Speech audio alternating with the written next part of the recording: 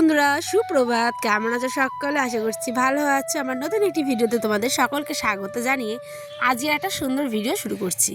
আচ্ছা, আমার মতো কে কে আছো বলো তো, যারা বাবার বাড়ি যেতে হোক কিংবা কোথাও মানে আত্মীয়র বাড়ি যেতে ভীষণ ভালোবাসো? আমি কিন্তু ভীষণ ভালোবাসি জানো। আর আজকে আমি পুরো সারপ্রাইজ হয়ে গেলাম, সত্যি কথা বলছি, মন থেকে। কোনো লুকোনো না, কোনো কিছু না, যেটা মনে আসে সেটাই তোমাদের সাথে কিন্তু শেয়ার করি। আজকে আয়নের আব্বা আমাকে পুরো চমকে দিয়েছে।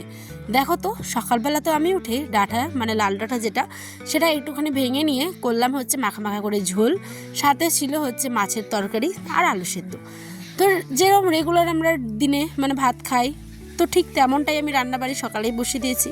কিন্তু আমার কর্তামশাই দেখো কি কাণ্ডটাই না ঘটাই, স্কিপ না করে পুরোটা দেখবে কেমন। এইখানে আমি চলো তার আগে শাকগুলোকে একটুখানি ধুয়ে নিই।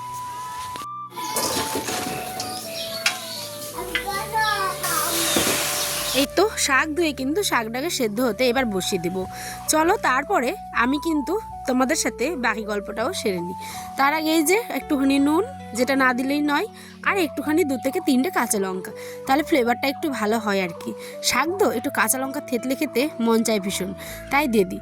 আর এই যে বলতে বলতে শাকও সেদ্ধ, এখানে শুকনো রসুন আর হচ্ছে গিয়ে একটা শুকনো লঙ্কা দিতে চাইছিলাম, কিন্তু কাঁচা লঙ্কা যেহেতু দিয়েছি তাই ওটাকে স্কিপ করে গেলাম। এখানে ভালো ভালো করে ভাজা হোক, তারপরে কিন্তু এই রসুন তেলে ছকে নেব ওই শাকটাও। এই শাকের আবার অনেকে ভাজাও খায়, কিন্তু আমি আজকে রান্না করলাম ঝোলটাই, কারণ ঝোল থাকলে ভিটামিনটা একটু পাওয়া যায় আর কি। এই যা, আর শাকের ভাজা করলে তো ভিটামিনটা একটুখানি পুষ্টিটা নষ্ট হয়ে যায়, ঠিক সেই কারণে আয়নও যেহেতু খাবে তাই।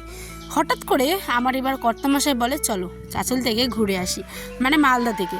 মালদার চাঁচলে আমার বাবার বাড়ি, তো সেখানেই নাকি উনি এখন যাবেন। আমি তো সুখবরটা দিতে ভুলেই গেছি, কারণ হচ্ছে এত ব্যস্ততার মধ্যে তোমাদেরকে জানানোই হয়নি। আমার যেহেতু মাসি, আমার মাসির আবার একটা মেয়ে হয়েছে ঠিক 10 থেকে 12 বছর পর, ঠিক আছে। তো একটা ছেলে আছে যার বয়স হচ্ছে গিয়ে 12 বছরের মতো, আর অনেক দিন পর একটা আমার ছোট্ট বুনু হয়েছে। তো সেই বুনুকেই হট করে আমরা দেখতে যাচ্ছি। এবার আমাদের মধ্যে যেহেতু উকিল দেয়, তা আমি হয়ে গেছি উকিল দিদি, মানে মাসির যেহেতু আমাকে উকিল দিয়েছে সেই কারণে, ঠিক আছে। তো এখানটায় আমি আয়নের আব্বা যাচ্ছি, যেই শুনেছি যে আমি চাঁচল যাব, মানে একটা মেয়ের এই আনন্দটার মুহূর্ত শুধু একটা মেয়েরাই বুঝবে, মানে তোমরাই বুঝবে, তাই না বলো? যখন বাবার বাড়ি যাওয়ার কথা হয়, তাই তো চটপট করে আমি একদম ব্যাগ পটলা গুছিয়ে ব্যস্ত গুছাতে। এদিকে দেখো বলতে বলতে আমি কিন্তু রেডি হয়ে গেলাম, ঠিক আছে। কেমন লাগছে শাড়িটা পরে অবশ্যই কিন্তু আমাকে জানাবে। আর অত হাইলাইট মেকআপ মানে আমি অত কিছু সাজতে পছন্দ করি না, জাস্ট নর্মাল যেটুকু না করলেই নয়। আর সমস্ত সবজিগুলো দেখলে বড় একটা প্লাস্টিকে করে সমস্ত কিছু ফ্রিজে আমি মানে ভরে তারপরে এখন যাচ্ছি হচ্ছে কি আমি চাঁচলের উদ্দেশ্যে রওনা হয়ে গেছি। এদিকে আমার ছোটকো আয়ান দেখো সামনে বসেছে আব্বুর কাছে, এদিকে আয়ানের আব্বা, এখানে আমি। আমাদের এই ফরেস্টটা পেরোলে একেবারে রাস্তা। তার আগে চলো ট্যাঙ্কিটাকে তো ভরাতে হবে, যে আমাদের বাহন তারও তো মানে খিদে পায়, তাই না। এবার উঠে গেলাম হাই রোডে, একদম বলতে বলতে পুরো পৌঁছে যাচ্ছি এখন ইটাহার দিয়েই আমরা যাব। অনেক সময় আবার আমরা দুর্গাপুর থেকে ক্রস করে একটা গ্রামের রাস্তা আছে সেটা দিয়ে যাই, কিন্তু ওইখান দিয়ে রাস্তা খারাপ যেহেতু তাই ভাবলাম চলো এই পথটাই বেছে নিই। মাঝখানে আবার আয়নের পেয়ে গেছে জল তেষ্টা, ওর আব্বা ওকে জল খাইয়ে দিচ্ছে। তারপরে আবারও শুরু হলো জার্নি। আমাদের প্রায় 2-2.5 ঘন্টা লাগে মোটর সাইকেলে, ঠিক আছে। দেখতে দেখতে চলে আসলাম ইটাহার। এই জায়গাটায় যখনই আসি তখনই মনে ধুকুক করে আওয়াজ হয় যে যাক এবার একদম চলেই আসলাম, আর একটুখানি পথ।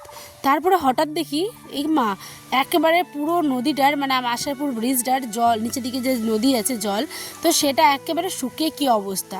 আর এই দিকে দেখো এই কাকুটাকে দেখি আমরা পুরো অবাক। জানো বন্ধুরা, এই গরমের মধ্যে কি করে শুয়ে আছে এই বালিগুলোর মধ্যে?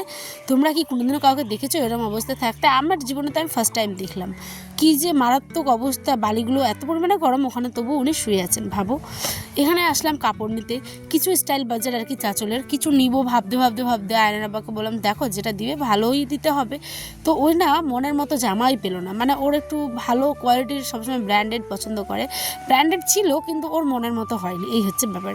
এখানে এই টাওয়েলটা দেখছিলাম, এই টাওয়েলটা হচ্ছে গিয়ে মানে প্যাম্পার্সের মতো, ডাইপার যেরকম হয় ঠিক তেমনটাই, মানে টয়লেট করলেও ঠিক আছে ওটা মানে শুষে নেবে আর কি এক কথায়। তারপরে চলে গেলাম কেশব সুইট অ্যান্ড স্ন্যাক্সে, কিছু মিষ্টি নিব বলে, ঠিক আছে, যেহেতু আমার বাবার বাড়িও যাবো মাসির বাড়ি যাব। তার মধ্যে কিন্তু আয়ান বায়না ধরেছে, ওই এখন মিষ্টি খাওয়ার জন্য দেখো কেমন নাচানাচি শুরু করেছে আমার বাচ্চাটা। লাস্টে বাধ্য হয়ে ওকে একখানা মিষ্টি দেওয়া হয়েছে। তারপরে চলে গেলাম একটুখানি গয়নার দোকানে, স্বর্ণকারের দোকানে, যেহেতু নতুন বাচ্চার মুখ দেখবো, সোনার যা দাম, সোনা তো দিতে পারবো না, একটুখানি রূপো দিয়েই মুখ দেখবো, তাই না? আর মেয়ে হয়েছে তাই দেখো কি নিলাম, এই যে এক ভুঁড়ির একটু হার। এই যে 4200 টাকা নাকি ভুঁড়ি ছিল রূপা, দেখতে দেখতে দিনও বেড়ে যাচ্ছে, দিনের সাথে কি অবস্থা, দামও বেড়ে যাচ্ছে ভাবো। তো এটা আমরা 2500 কত যেন ছিল 50 এক ভুঁড়ির দাম। এটা হচ্ছে আমার মেশো। যাওয়ার পথেও কিন্তু তার সাথে দেখা। তো যাই হোক, হাত মুখ ধুয়ে এবার আমরা ঢুকবো মাসির ঘরে। এই ব্লগটা তোমরা ঠিক আগামী দিন পাবে প্লিজ। এই আজকের ব্লগটা কিন্তু অতিরিক্ত বড় হয়ে গেছে, আর আমার কাছে জানোই তো বারবার এসেছি, সময় নেই, কত কষ্ট করে যে এইটুকু এডিট করলাম। তো যাই হোক, আগামী দিন দেখাবে অন্য একটি ব্লগে।